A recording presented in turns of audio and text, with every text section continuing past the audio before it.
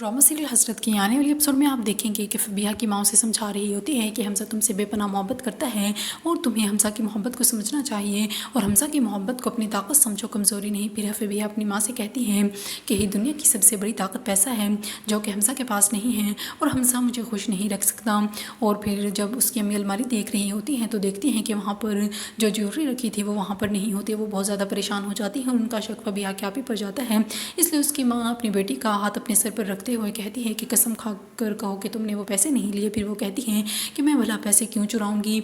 वो ये बात कह रही होती है कि आखिर मुझे क्या ज़रूरत पड़ी पैसे चुराने की। और दूसरी तरफ हारून भी अब गन लेकर फबीहा के घर आ पहुँचता है फबीहा को लेने के लिए और फिर फबीहा को बहुत ज़्यादा गुस्सा आ रहा होता है। फबीहा कहती है कि अगर आपने हमारे साथ ज़बरदस्ती की तो हमें मजबूरन कानून का सहारा लेना पड़ेगा। लेकिन हारून फिर भी नहीं मानता और फबीहा का हाथ पकड़ लेता है और ज़बरदस्ती उसे अपने साथ ले जाने की कोशिश करता है। फबीहा की माँ और उसकी बहन बहुत कोशिश करती हैं लेकिन हारून उनकी बात नहीं सुनता और ज़बरदस्ती उसे ले जाने ही लगता है कि वहीं पर हमजा आ जाता है और हमजा फिर हारून को धक्का दे देता है और फबीहा को वहाँ से बचा लेता है।